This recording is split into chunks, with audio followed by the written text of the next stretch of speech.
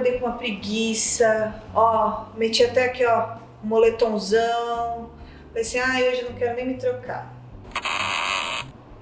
Ou então, hoje eu acordei muito animada. Ai, que dia lindo, abri a janela, esse sol, esse céu. Tá até chovendo, mas eu tô tão feliz. Vocês já viveram todas as situações, assim? Tem dia que você acorda de um jeito, tem dia que você acorda do outro, tem dia que você acha que você é bipolar. Mulher é um... Todo mundo fala, mulher é um bicho estranho, mulher é um bicho que precisa ser estudado, né? E tudo, a gente bota a culpa em quem? No marido?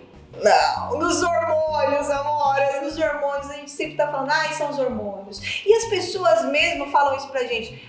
Pelo menos meu marido sempre fala, quando eu tô muito atacada, ele já fala, lata de TPM, são os hormônios. A minha dúvida aqui nesse programa aqui hoje pra vocês é, será que os hormônios, eles são os mocinhos ou eles são somente os vilões? Será que eles são um pouco dos dois? Será que a gente pode viver em paz com os nossos hormônios se a gente conhecê-los bem?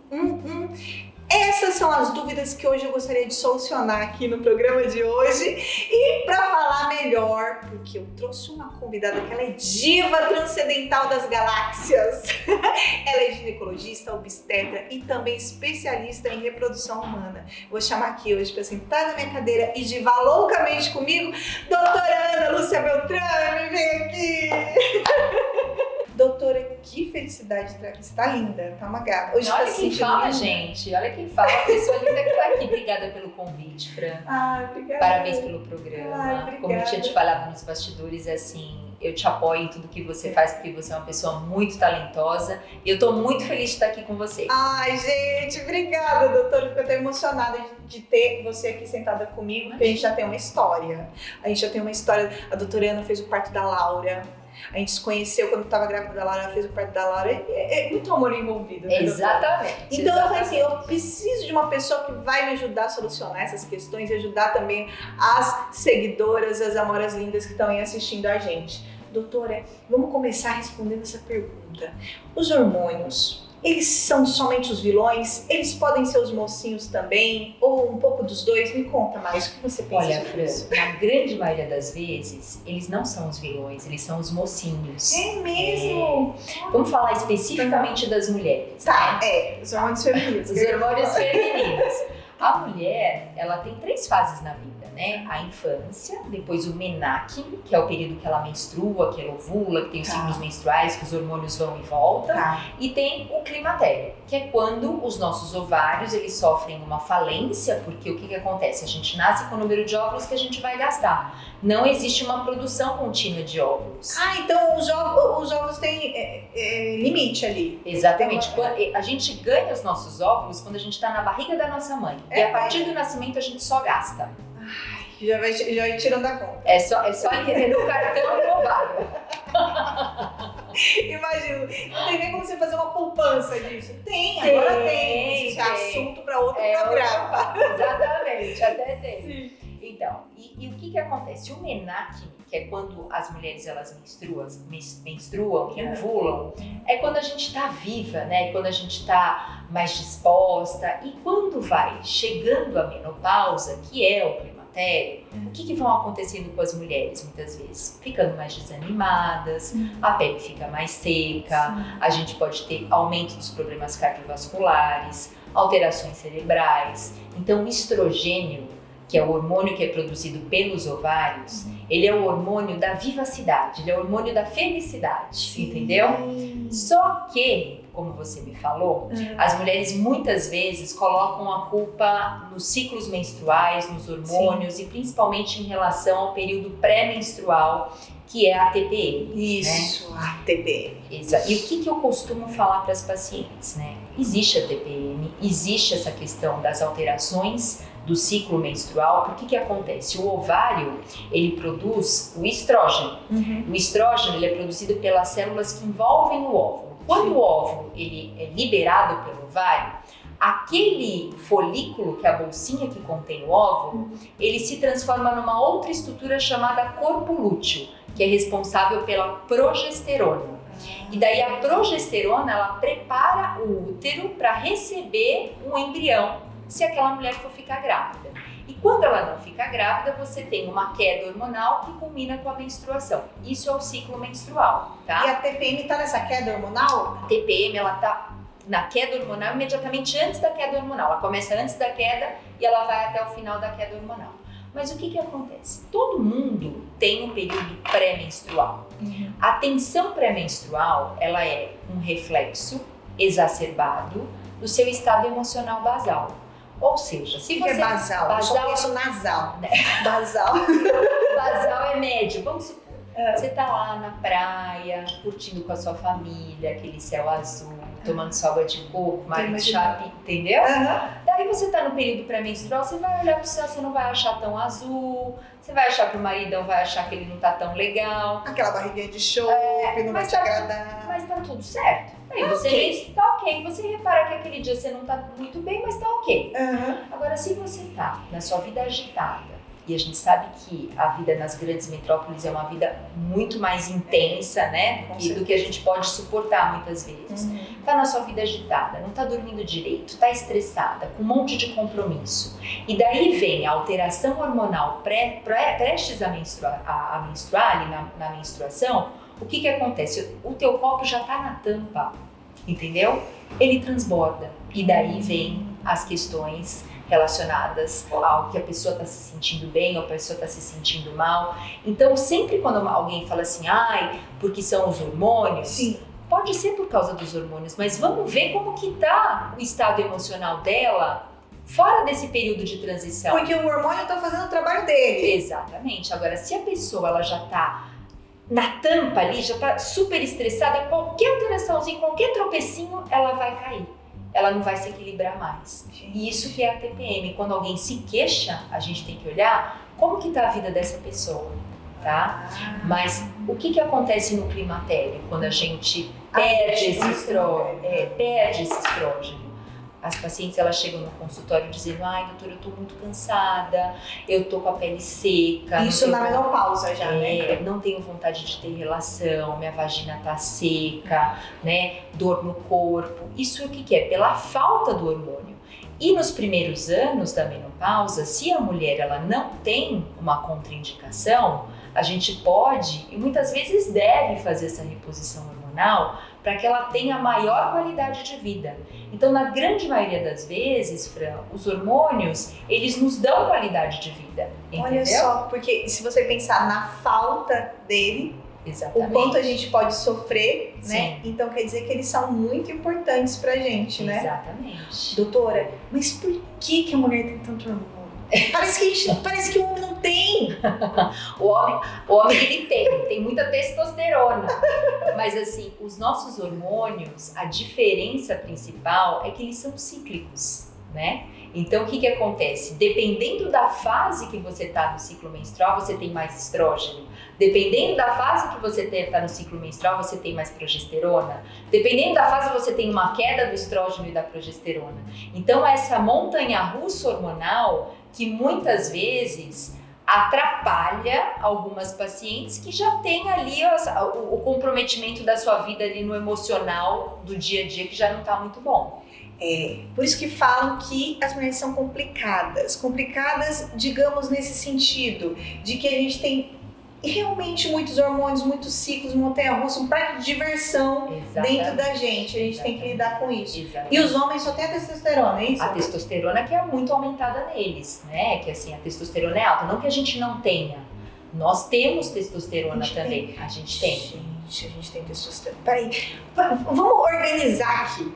Vamos pensar nos principais hormônios, doutora Ana. Sim. Quais são os principais hormônios femininos? Dita aí pra mim. O principal hormônio feminino é o estrógeno. É o estrógeno. Esse é o principal hormônio feminino, que é aquele que a gente diminui drasticamente na menopausa. Então, estrógeno. Tá? Estrógeno. Anotando aí, amoras. Progesterona, o nome já diz, progesterona de gestação. É o hormônio que ele fica aumentado pós-ovulação e fica preparando o útero para receber o bebê. Essa é a progesterona. Será que ele fica bravo quando vem um neném e aí por isso que acontece tudo isso? Na verdade, fica bravo quando não vem, né? Isso, aí você tem a queda. Quando não vem o neném, ele fica bravo, era pra ter um neném aqui. aí vem a queda da progesterona e tudo complica. E daí tudo complica. Exatamente. Tá. Agora, ó, estamos entendendo, vocês estão acompanhando o raciocínio, né? Afinal, a gente foi feita pra engravidar, né? Exato. A gente esquece disso. A progesterona, gente, ela só quer que você engravide. Tá, e o que mais, doutor? A gente tem a testosterona também, né? O nosso ovário também produz testosterona. Que é mais ligado ao masculino. Ao masculino. A gente Porque tem... sempre ouvi falar que é testosterona, homem é testosterona, homem não sei o que, não sei o que lá. A mulher, ela produz no ovário, ela produz numa glândula que fica em cima do rim, que é a suprarrenal, e a gente tem a conversão periférica na gordura da mulher em testosterona. Então são essas 3 fontes de testosterona. Tá. Quando a mulher ela vai ficando mais velha, existe uma diminuição da testosterona. Só que assim, Fran, a gente tem que tomar muito cuidado, porque parece que a testosterona, se a gente ficar falando, porque vai diminuindo a testosterona, eu preciso tomar testosterona para poder ficar bem e ter tesão e assim, ter ânimo, e não é bem assim, né? A gente tem que sempre respeitar a nossa fisiologia. Então, não é por conta de uma dosagem hormonal que a mulher fez no laboratório e a gente viu que está um pouquinho diminuído que a gente vai dar testosterona para essa mulher. A gente tem que fazer o contexto. Como que está a sua libido? Como que você está em relação à sua disposição? Né? Quais são os sintomas que você tem? E a gente tem que ter cuidado em dar hormônio. Né? Existe uma moda atual de ficar dando um monte de hormônio. Nossa, eu tô vendo essa moda. Não tem o tal do chip da beleza? Então. Esse é controverso, a gente já vai falar. Mas eu acho que assim, atualmente a gente está tendo, quem não lida com ciência, está tendo muito contato de o quão difícil é a gente comprovar as coisas cientificamente. Vide aí do coronavírus, né? A demora da vacina, a gente saber da segurança. Então, toda vez que a gente vai dar um medicamento para algum paciente, seja ele hormonal ou não, a gente sempre tem que ter consciência de que aquilo vai ter um benefício, mas ele pode ter um malefício. Tem que tomar muito Exatamente. cuidado. Por isso que a gente tem estudos a longo prazo para poder demonstrar a segurança de determinado medicamento para aquele grupo de pacientes.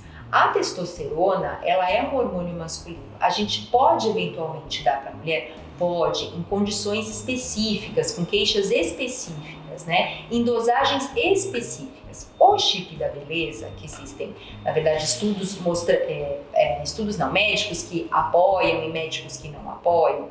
A minha posição pessoal é assim, eu não coloco. Por Você quê? é contra?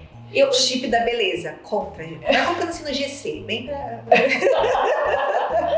Olha, assim, lógico que assim, cada médico que tem a sua... A gente tem a responsabilidade de dar aquilo para o paciente. Mas eu vou dizer por que eu não coloco nas minhas pacientes. Porque a gente não tem estudos a longo prazo mostrando os efeitos do uso de alguns implantes hormonais na mama, no coração, no fígado, estudos controlados, randomizados, estudos que sejam replicados. Pode ser que daqui a alguns anos a gente fale assim, nossa, realmente é muito bom e o risco-benefício ele é muito pequeno, então assim, vamos usar. Mas atualmente, cientificamente, a gente não tem este respaldo. Então, eu acho que assim, existem médicos que arriscam e que dão para os seus pacientes, e existem médicos que são um pouco mais conservadores. O chip da beleza, ele, como é denominado por aí, ele é um monte de hormônio que fica entrando em você. Então, o chip da beleza, que é o chamado, assim, é a gestrinona. A gestrinona, ela é uma progesterona com efeito androgênico, tá? Que já me assustou, só de andrógenos já me vão chamar no robô daqui a pouco. É uma progesterona com efeito de hormônio masculino. Ela já é dada e já foi dada algumas vezes para pacientes, mas não existem estudos mostrando a longo prazo quando você coloca de uma maneira subcutânea em relação à liberação no sangue. Então, assim, faltam ainda respaldos para a gente saber isso a longo prazo. Sim. Agora, existem outros hormônios que podem ser colocados nesses implantes também, que é o estrógeno, a progesterona. E assim, não existem guidelines que a gente fala que são assim, recomendações científicas por órgãos assim, renomados que nos deixem seguros de utilizar, Sim, né? então. Mais uma vez eu falo, é importante o médico conversar com o seu paciente, e tem médicos e pacientes que querem levar por essa parte, não tem tanto estudo assim, mas mesmo assim a gente está vendo benefício e vão por essa linha. Existem médicos que são mais conservadores, como é mais a minha linha, Tá. e que a gente vai mais devagar, entendeu? Mas são questões de ponto de vista e de linhas a serem seguidas. Ótimo pontuar isso, né? Agora, então, a gente falou, tem estrógeno, deixa eu ver se eu tô sendo boa aluna. Estrógeno, progesterona, testosterona. Sim. O que mais, doutora? Ocitocina. Ai, eu amo ocitocina. Gente, se eu for dizer, a ocitocina é o meu hormônio favorito. Essa mesma. Eu amo ocitocina. Você fala ocitocina, a gente já fica feliz, não sei me explicar, o nome já é feliz. Só tem na mulher? Não, ocitocina? homem também tem ocitocina, mas assim, na mulher, ela tem a função dela, quando que ela é produzida mais? No momento do trabalho de parto, né? Que assim, a nossa hipófise, que é uma glândulazinha que fica aqui atrás da cabeça, ela fica dando a ocitocina, e quando na amamentação também ela ainda é produzida, quando a sucção do bebê na mama, ela faz com que isso produza, e a gente ajuda a contrair o útero, né? Então veja como a natureza ela é linda, né? Então ela produz para contração na hora do trabalho de parto, e quando o bebê suga a mama para amamentar, para o útero voltar para o lugar dele. E é o hormônio realmente da confiança, do amor, da pessoa se sentir bem. Então é o hormônio que toda mulher quer sentir, né? Por isso que no parto a gente fala, né? Assim, ai, nossa, quando a mulher ela sai do parto, ela fala, meu Deus do céu, eu não quero isso de novo, tal. Dali da um ano ela tá lá, né? Ela tá lá. Porque assim, só ficam as lembranças boas, né? A sensação de quem passa pelo trabalho de parto. E veja, gente, o trabalho de parto não é uma coisa romântica. Eu já tive trabalho de parto. Tem romantismo no trabalho de parto? Não tem romantismo. Não tem romantismo nenhum. Eu falo que sempre assim, o romântico é você formar uma família. Isso, exatamente. Né? E eu acho que o romance tá num todo, numa questão maravilhosa do seu corpo junto com aquela situação. É um contexto. Exatamente. Entendeu? Mas a prática ali... O vucu ali não tem nada de romance, não tem nada. Mas esse hormônio é muito produzido na hora do parto. E na hora do orgasmo? Também. Também. É aquela sensação de bem-estar, entendeu? Dizem algumas mulheres que têm um parto orgásmico, né? Daí eu fico cuidado um pouco com isso por causa da expectativa. Fico com um pouco de medo de expectativa do parto, né? Acho que a gente tem que falar que parto vaginal na grande maioria das vezes é o melhor caminho, né? Muitas vezes a gente tem que usar a cesárea para salvar a vida de mãe e de bebê, né? Mas sempre que possível a gente recomenda que seja um parto vaginal. Tem a ocitocina, mas assim, a gente tem que lembrar que não tem nada de romance nisso. Que é um momento que é sério, é um momento assim de apreensão, isso, né? A formação de uma família. E o romance, como você falou, ele tá na formação de tudo, tá? E tudo que tá envolvido, não só naquele momento. Exatamente. Mas é uma lembrança maravilhosa que eu tenho disso. E por isso que eu falo, realmente quando você fala que a ocitocina é o hormônio do amor, é muito. Pra você ter ocitocina todos os dias, é só ter muita felicidade todos os dias. Vai ser segunda, terça, quarta, quinta, sexta e sábado da felicidade. Domingo descansa. Domingo descansa. Pelo menos um dia na semana vamos descansar. Mas, e por isso que é muito importante também, nessa parte da sexualidade, a gente falar como é importante a mulher se conhecer, conhecer o seu corpo e entender que o ato sexual em si, ele precisa te gerar prazer. Olha só que hormônio maravilhoso você está perdendo aí se você não está prestando atenção no seu prazer, se o seu parceiro não está prestando atenção no seu prazer, não é verdade? E olha, você pegou um gancho que é uma coisa que vem muito no consultório. As pacientes, elas chegam assim, ai doutora, porque assim eu não tenho libido e tal, eu queria um hormônio aí para melhorar. Gente, a libido feminina ela é assim, ó. Você tem o hormônio e tem o resto. O resto é autoestima, como é o seu relacionamento, como que você tá, se você tá estressado ou não, se teu filho tá chorando do teu lado ou não. Então tem uma série de coisas relacionadas. Então assim, às vezes a gente pode aumentar um pouquinho o hormônio, né? Em vez dele estar aqui, a gente pode fazer assim. Mas isso não é a solução de todos os problemas, né? A libido feminina, ela é muito mais complexa do que a masculina, muito mais complexa, né? Então a mulher é importante que ela se conheça, saiba o que ela gosta, é importante ela fazer um clima, falar pro parceiro fazer o clima, porque não é assim. Não é assim. Não é Wi-Fi, eu costumo dizer que não é Wi-Fi não, meu filho. É internet de escada mesmo, entendeu? O negócio sabe o CQ, que fica com a florzinha? Lembra? Nossa, eu lembro! Você lembra? Pra conectar? Não é CQ, entendeu? Não é Tinder. Não é mesmo. Então, assim, a testosterona, ela tem o seu valor. Às vezes a gente pode complementar, mas não é a solução de todos os problemas, não, gente. Não é assim. A libido feminina, ela é muito mais complexa. Não é à toa que existem profissionais que só cuidam disso. Então, quer dizer que a ocitocina é um resultado da testosterona? Não, são coisas diferentes. A testosterona, ela é um hormônio que ela é produzida pelo ovário suprarrenal e conversão periférica. A ocitocina é produzida numa glândula aqui. A testosterona é importante? Para libido, para vontade. Para vontade. Porque a ocitocina é um resultado. É o resultado. Mas, tá assim, a vontade da mulher, ela não está ligada só à testosterona. Ela está ligada a muitas outras coisas que eu te falei.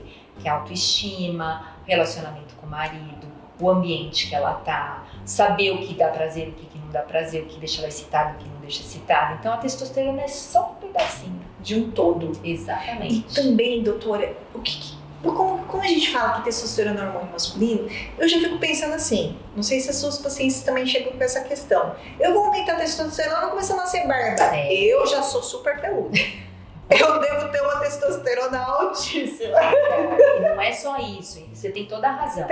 Faz sentido? Faz sentido. A gente tem que ser muito assim, muito conservador, consciencioso em dar testosterona e conversar com a paciente dos sintomas que podem ser decorrentes do uso contínuo e prolongado da testosterona. A voz engrossa a voz, pode cair cabelo, aumenta pelo, cai sobrancelha, aumenta colesterol, entendeu? E aumenta o clitóris. E assim, já peguei várias pacientes, por isso que assim, cuidado, gente, seja assim, quando alguém for te dar um hormônio, procure um endocrinologista, alguém que estude isso, ou então um bom ginecologista para poder conversar com vocês.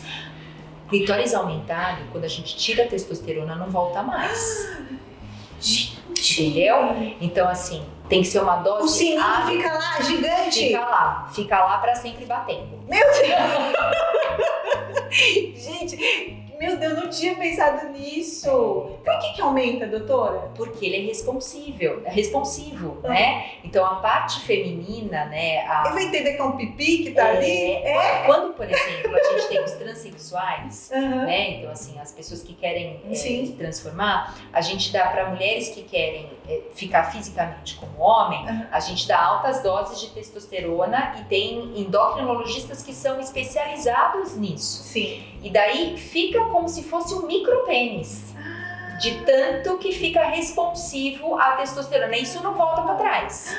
Gente, olha só. Entendeu? Então, assim, não tô dizendo que não possa usar. A gente pode, muitas vezes a gente deve, ajuda a pessoa na sua qualidade de vida, ajuda a pessoa na questão sexual, mas não dá pra ir na academia e falar e tomar o que o outro disse, o que a amiga disse. Sem se consultar. Sem se consultar. Tem que ir um médico prescrever. Porque também a testosterona vai ajudar na formação de músculos. Exatamente. Né? Por isso tem muita gente marombeira que gosta de tomar. Que eu falo, cuidado. Tem que tomar cuidado. A gente tem que pensar não só naquele momento, não, porque eu tô tomando testosterona, eu tô durinha, tal, não sei o quê, mas e os efeitos a longo prazo? E a questão do colesterol? E a parte cardiovascular? E o sininho, né? O sininho, ninguém tá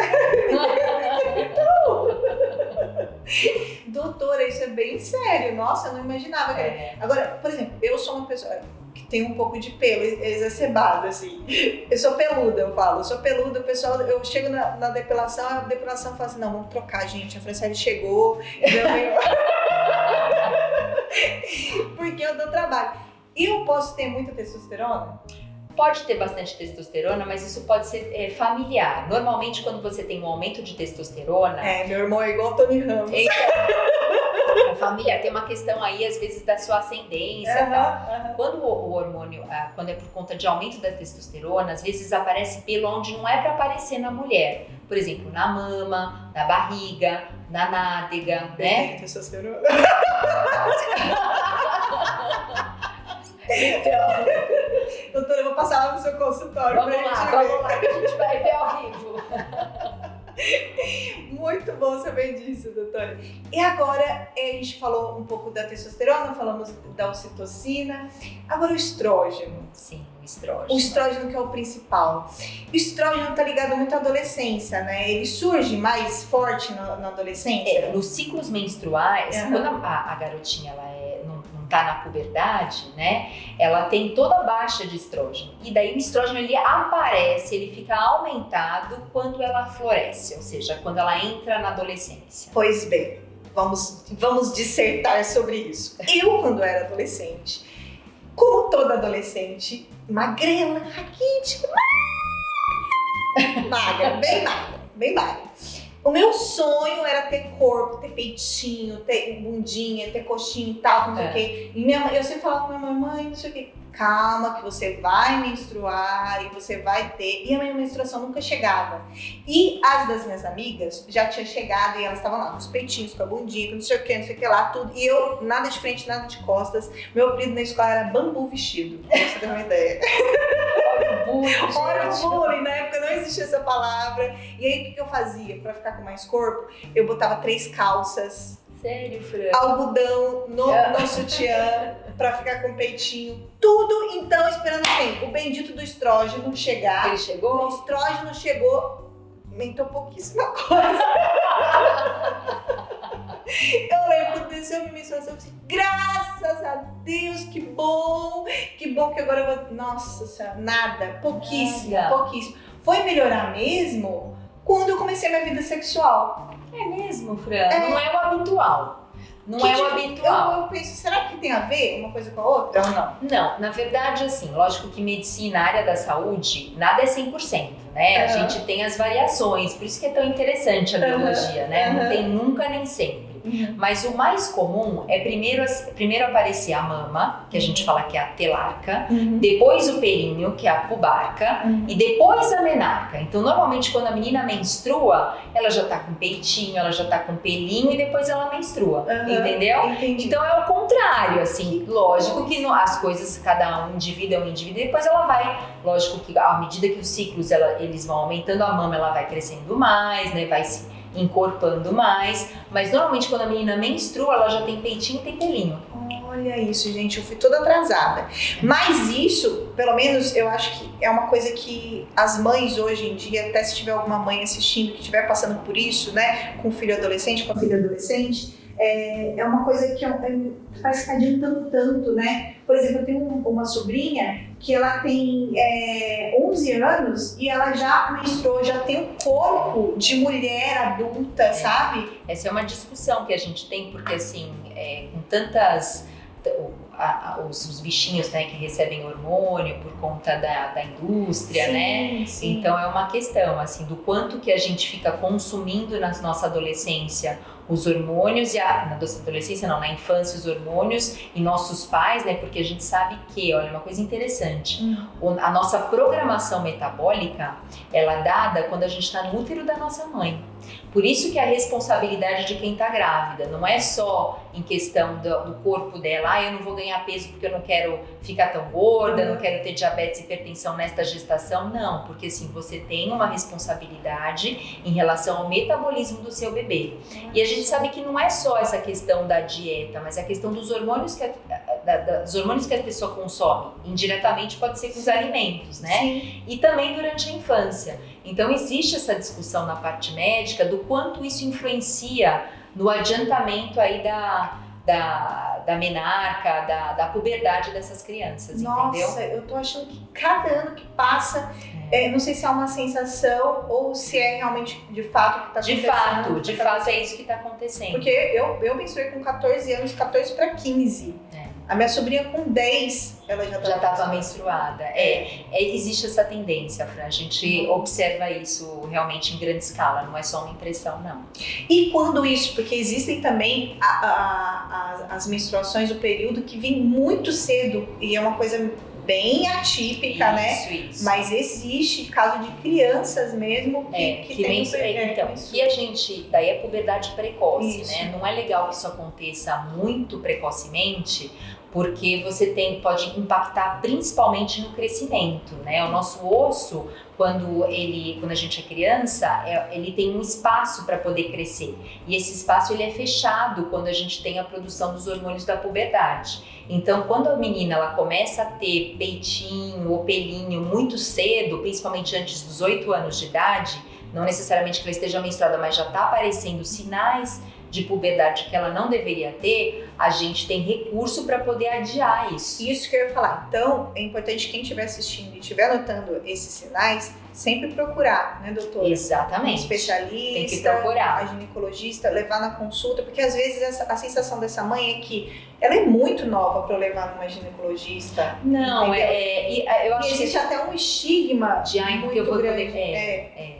Ela vai olhar e tal, que não sei o quê. Vai achar que vai estar com a liberdade. Isso, né? Exatamente. Tem todas essas questões também, né? Eu acho que a criança, assim, se a mãe tiver... O pediatra normalmente é o médico que está mais próximo. Mas entrar em contato com o pediatra e se ele achar que realmente está acontecendo, encaminhar ou para um ginecologista ou para um endócrino pediatra, que cuida disso também. Tá vendo como é muito importante prestar atenção nos nossos hormônios, gente? A gente não pode encarar eles como somente vilões. A gente tem que encarar que eles também são mocinhos e são muito importantes para várias coisas, para essa montanha russa, Exatamente. Que é o mundo feminino. Doutora, e falando nesse mundo feminino, eu tenho muitas amoras aqui que mandaram várias perguntas. Então vamos lá. Gente, a Gabi perguntou aqui, doutora, depois que faz a laqueadura, por que ficamos com mais vontade de fazer amor? Isso tem sentido? Isso tem?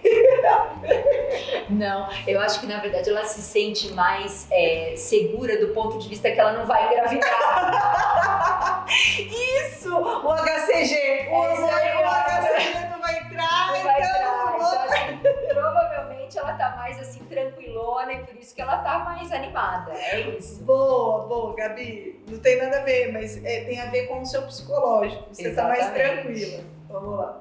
Como controlar os hormônios? Eu não consigo engravidar devido aos hormônios alterados. Tá vendo como Capupa é sempre dos hormônios?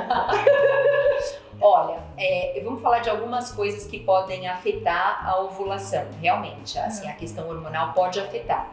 Às vezes as pacientes elas podem ter a síndrome dos ovários policísticos. Isso. Né? Que assim, na verdade, o nome ovário policístico, eu sempre falo que é um nome infeliz, porque não é uma questão ovariana.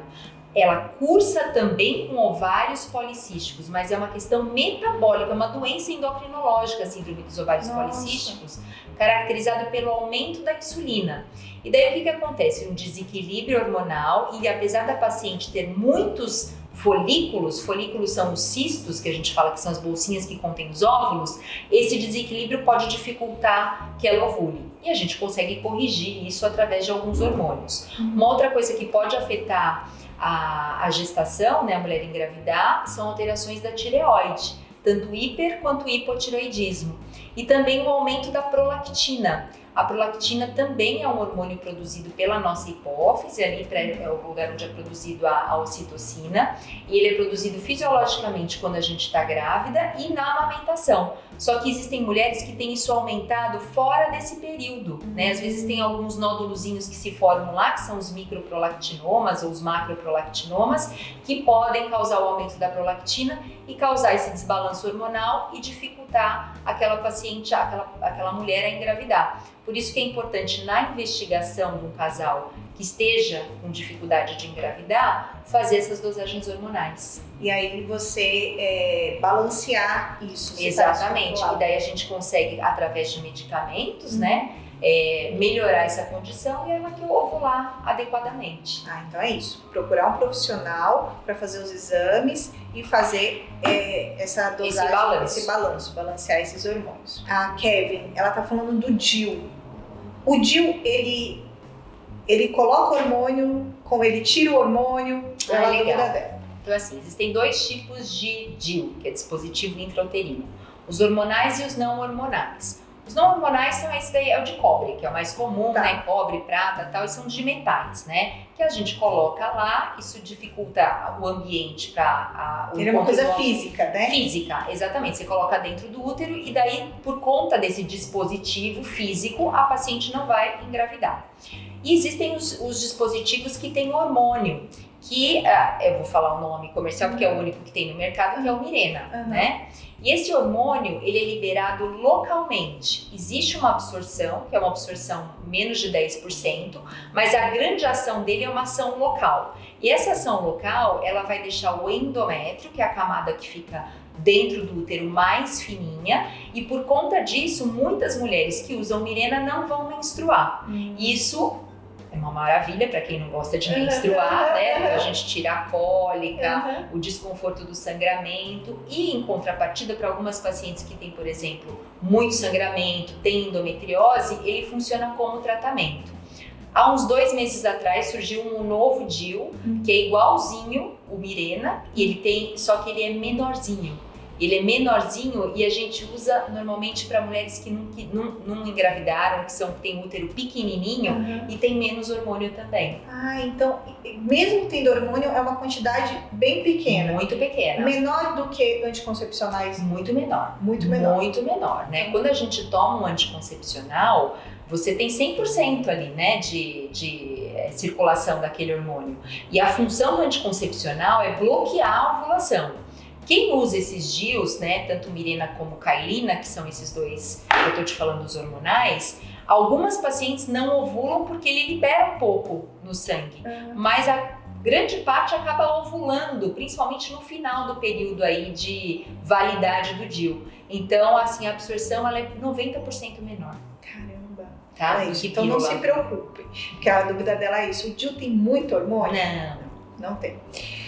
A Morena Bell pergunta, o anticoncepcional, ele interfere no humor? Ai, boa pergunta. Para algumas pacientes, sim. A gente vê, não é a maioria não tem interferência do anticoncepcional, mas dependendo, a gente tem uma gama de anticoncepcionais, né? O anticoncepcional tem 60 anos, né? Caramba! A gente tem, então assim, tem primeira, segunda, terceira, quarta geração. E o anticoncepcional, ele tem 2 tipos de hormônio. O estrógeno, que é o estrógeno sintético, pode ser um estrógeno mais natural, agora os mais novos têm, e tem uma progesterona. Só que dessa progesterona, existem uma gama de progesterona. Então assim, existem progesteronas que diminuem a questão, que melhoram a condição da pele, existem progesteronas que são mais diuréticas, existem progesteronas que são mais anti-hormônio masculino. Então, dependendo do tipo de anticoncepcional que você usa, você pode ter uns efeitos colaterais e dependendo de outro anticoncepcional, outros efeitos colaterais. Então, existem pacientes que não têm tolerância a esses hormônios sintéticos e acabam ficando irritadas, Fran. Não é a maioria, mas existe sim. E daí, nessas pacientes, a gente acaba indicando o DIU. E eu já ouvi falar de uma pessoa que usava o DIU e disse que ela ficou insuportável e precisou tirar porque ela estava muito estressada, o DIU deixou ela muito estressada. Será que ela estava precisando de outros hormônios? Então, de daí, reposição hormonal? Veja como cada um responde de uma maneira. Às vezes a pessoa ela colocou um DIU de cobre ali e ela cicla. E às vezes essa pessoa tem muita TPM e para ela ciclar não é uma coisa boa. Então, quando a gente coloca o anticoncepcional, ela acaba não ciclando e ficando melhor. Não entrando no ciclo menstrual. No ciclo menstrual, entendeu? Então, assim, existem respostas e respostas. Talvez para essa paciente que, assim, nossa, eu coloquei o DIU e eu fiquei muito estressada, não foi o DIU, foi o fato, assim, dela tá ciclando e ela não tá se sentindo bem. E nessas pacientes, às vezes, quando a gente para o ciclo, toma um anticoncepcional, muitas vezes continuamente, para não ter a privação do estrógeno, né? Porque o anticoncepcional, ele não vai deixar a pessoa ciclar. Fala, mas poxa, mas por que eu menstruo? o anticoncepcional. É. Porque quando você usa o anticoncepcional cíclico, né, que ele tem as pausas ou então tem as pílulas que são os placebos, você causa uma privação hormonal daquilo que você está dando e a pessoa descama o endométrio. Sim. Mas não significa que ela está produzindo os hormônios. Entendeu? Agora tem só uma ilusão, uma Exatamente. brincadeirinha. Tem mulher que gosta de menstruar até para se sentir mais segura. Ai, menstruei, não tô grávida. Exatamente. Mas assim, não tem problema não menstruar também. Porque pelo menos os antigos dizem que, nossa, não pode, a mulher tem que menstruar e tal. Não tem, né? gente. E olha uma coisa que eu acho que é interessante, né? Parece que quando a gente tá bloqueando a menstruação, a gente tá fazendo alguma coisa que não é natural. É uma né? sensação mesmo. E veja, a gente tá burlando essa natureza toda hora. Porque assim, a gente foi feita pra quê, Fran? A gente foi feita pra engravidar e pra amamentar. O que faz a mulher moderna? Ela engravida tarde, engravida menos e amamenta pouco. Então, assim, na verdade, a exposição às menstruações, isso não é natural. Natural é a gente ficar amamentando e não menstruar, entendeu? Então, por que a endometriose, a gente fala que é uma doença da mulher moderna? Porque a mulher moderna, ela engravida pouco, amamenta pouco, né? E sabe mais que isso tarde. é totalmente sentido? A minha mãe é bem mais velha, ela me teve com 42 anos e ela tem 6 filhos, né? Tem 5 irmãos. E ela contava pra mim exatamente isso. Que, como ela não tomava nada e tudo, então ela tinha o filho e aí ela amamentava bastante pra não ter outro. Isso, entendeu? Exatamente. Então, assim, os meus irmãos todos, todo mundo mamou até 2, 2,5, Pra poder entendeu? dificultar. Pra Então, poder essa Aí mulher... terminava de amamentar, ela engravidava. Veja só, voltando na nossa pergunta que você fez. É. Essa mãe que está amamentando tem um aumento da prolactina. E o aumento da prolactina, ele dificulta a gravidez. Entendeu? A prolactina Ó, sua mãe, ó, esperta, ó. Espertíssima, minha mãe. Minha mãe, ó. Gente, mas também, ó, não é porque Mas tá não amamentando é. que não vai engravidar. Exatamente, eu já Pelo amor de vi Deus. casos de mulheres Opa, que ó. muitas, né? Cuidado. Cuidado mesmo. Vamos ver se tem mais alguma pergunta aqui de amoras desesperadas. Isso é uma pergunta que todo mundo faz, né? O anticoncepcional, ele afeta muito depois de tanto tempo usando? Ótima pergunta. Tem Todo gente que até mundo que faz. fala que é difícil de engravidar quando você toma um anticoncepcional há muito tempo. Mito. Mito! O anticoncepcional não afeta a fertilidade, então como eu falei pra você, ele bloqueia a ovulação, mas não é porque a pessoa tomou muito tempo anticoncepcional que ela vai ter dificuldade para engravidar. Às vezes o que acontece é quando você toma bastante anticoncepcional por muito tempo, o nosso eixo que é responsável, porque assim, a menstruação e a ovulação, ela envolve o nosso cérebro, uma parte aqui dentro, envolve a hipófise, o ovário e o útero. Todo mundo mandando hormônio para todo mundo. Isso fica bloqueado quando você está usando pílula anticoncepcional. E às vezes demora um pouquinho mais, mas quanto mais? 3 meses. Para a pessoa voltar a ter esse ciclo normal. Mas isso não causa infertilidade, isso é um mito total. E eu acho que também a apreensão das pessoas em relação ao anticoncepcional é, por exemplo, aneurisma, que todo mundo diz que a usa trombose, né? Trombose, isso. Sim, na verdade assim, acontece, mas eu acho que isso foi uma coisa muito legal que você tocou, Fran. É o seguinte, todo mundo tem risco de ter trombose. Todo mundo. Assim, mesmo os que não tomam anticoncepcional. Fez uma cirurgia, ficou no avião, todo mundo tem. Então, assim, quem não usa anticoncepcional, qual que é a chance de ter trombose? 3 em 10 mil. Tá. Quem usa anticoncepcional, qual que é a chance? 6 em 10 mil. Ou seja, dobrou, né? A chance relativa. Qual que é a chance de uma grávida ter trombose? 30 em 10 mil. Caramba! Entendeu? Então, assim, existe um aumento do risco relativo quando comparado a quem não usa hormônio. Só que o risco absoluto é muito pequeno. Comparado à quantidade de casos. Exatamente. Então, assim, quem é que tem uma contraindicação? O que a gente pergunta na consulta para saber se aquela paciente ela tem uma contraindicação ou não? Se tem algum histórico na família de ter tido trombose, né? Se teve alguém que teve um derrame muito cedo na família, muito histórico de infarto agudo do miocárdio em paciente muito jovem, abortamentos de repetição, entendeu? Que às vezes tem algumas questões aí de coagulação que podem estar associadas, mas o risco ele é muito pequeno. Ele é aumentado, mas ele é muito pequeno. Ótimo. Pronto. Espero que eu tenha solucionado a dúvida de vocês. E eu ficaria aqui horas, dias, semanas conversando sobre isso com você. Mesmo porque nós somos realmente uma caixinha muito grande, cheia de surpresas.